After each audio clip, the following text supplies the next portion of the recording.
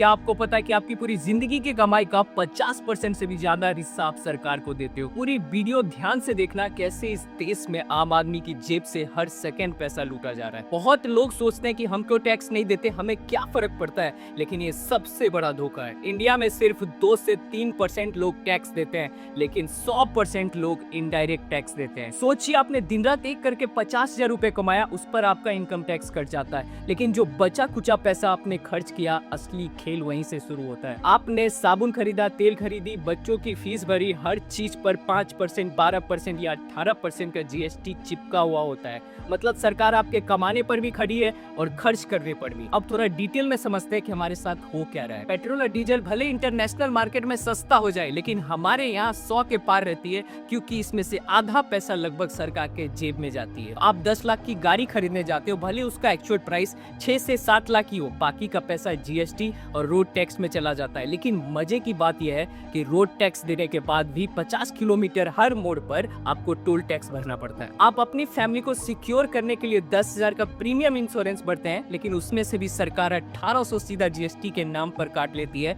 Safety पर भी tax, इसे कहते हैं टैक्सेशन ऑफ साइकिल। अगर आपने टैक्स भरे हुए पैसों से इन्वेस्टमेंट की, अगर उसमें कुछ भी प्रॉफिट हुआ तो कैपिटल गेन टैक्स, अगर बैंक में रखा तो टीडीएस, और कोई भी प्रॉपर्टी खरीदी तो स्टाम्प ड्यूटी। हमारे देश में मिडिल क्लास एक एटीएम बन गया है, लेकिन वही जब सुविधा की बात आए तो हमें मिलता है टूटे हुए रास्ते, भीड़ वाली ट्रेन और वही लंबी लाइन। मैं ये नहीं कह रहा कि टैक्स मत दो, क्योंकि टैक्स से देश चलता है, लेकिन सवाल यह है कि क्या हमारे टैक्स का पैसा सही जगह इस्तेमाल हो रहा है? क्या एक आम आदमी को उसके बदले वो वैल्यू मिल रही है जिसका वो असली हकदार है? तो इस वीडियो को इतना ज्यादा शेयर करो, क्योंकि एकजुट होकर अगर सवाल नहीं पूछोगे तो जैसा चल रहा है चलने दो का कॉन्सेप्ट चलते रहेगा इस देश में।